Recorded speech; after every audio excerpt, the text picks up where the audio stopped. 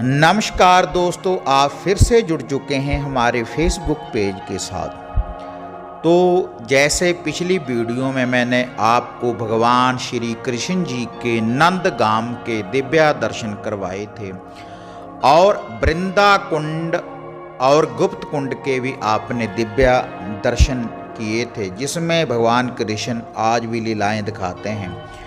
तो यह जो आपको दिव्य दर्शन, दिव्य स्थान दिखाने जा रहे हैं, भगवान कृष्ण जी की अद्भुत मटकी, वह मटकी जिससे भगवान कृष्ण माखन चुरा कर खाते थे, क्योंकि भगवान कृष्ण जी के पास 9 लाख गाय थी और 2 लाख गाय उन्होंने ब्राह्मणों को दान में दे दी थी।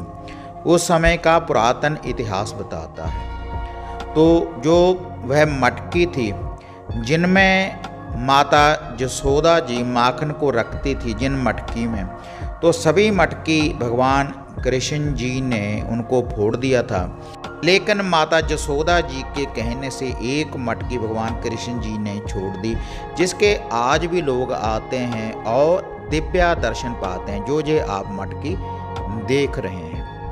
तो इस मटकी के आप भी दर्शन पाएंगे और इसका दिव्य और जो पुरातन भव्य इतिहास है, इसकी जानकारी भी आपको इस वीडियो के माध्यम से मिलेगी। तो आप इस वीडियो के एंड तक बने रहें ताकि आप ये जो मटकी है, इसका जो दिव्य इतिहास है, इसकी जानकारी आप प्राप्त कर सकें। तो आप अगर कभी भी नंदगाम में आएँ तो आप इस मटकी के भी दिव्य दर्शन पा सकते हैं। तो ये जो मटकी है भगवान कृष्ण जी की, भगवान कृष्ण जी के हाथ इनको लगे हुए हैं।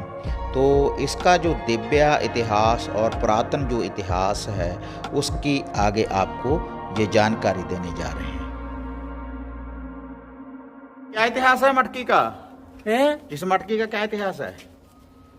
ये 9 लाख गऊ थी थे, जिनमें से 2 लाख गऊ ब्राह्मण को दान में दी। उस समय पैसा नहीं था। अच्छा, गऊ दान दे दी भगवान कृष्ण जी ने? है, उस समय गऊ दान कर दी। तो यहाँ पे भगवान ने सब मट्टी फोड़ दी और ये मट्टी यशोदा मैया ने रखवाई। कह लाला ये मट्टी छोड़ दे के दर्शन के लिए। अच्छा, ये दर्शन के लिए माता यशोदा जी ने यहाँ पर मटकी दबाई। कितनी मटकी भाई? 7 मटकी। हाँ। भगवान कृष्ण जी की जितनी भी लीलाएं हैं, तो बचपन की जो लीलाएं दिखाते थे, तो उनमें जो मेन लीला थी माखन चोर की, उसी मटकी के आप ये दर्शन कर रहे हैं।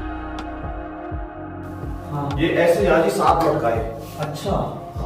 तो ये ब्रिटिश सरकार यानी अंग्रेजों का शासन आया था, तो वो लोग यहाँ से इसको, ये जो कोना जो आप देख रहे हो नहीं, हाँ। ये कोना पहले टूटने का निशान दिखता था, हाँ। लेकिन जब रात का समय था, बरसात हो रही थी, हाँ। तो एक गऊ आई, वो आगे इसमें गिर गई, हाँ। तो सुबह गांव वालों को पता चला, तो उसको गऊ को निकालते समय उसी के खुद से थोड़ा कोना और ज्यादा टूट गया, हाँ। तो जब ज्यादा कोना टूटा तो गाँव वालों ने कहा कि धीरे धीरे, ब्रजवासी लोगों ने कहा कि धीरे धीरे ये जो प्राचीन जो तत्व है, जो वेद धरोहर है, ये खंडित हो जाएगी, इसको रिपेयरिंग करना। नहीं, पहले सीमेंट नहीं लगा हुआ था। अच्छा। पहले वो टूटने का निशान दिखता था। अच्छा। बोलो यशोदा मैया की जय।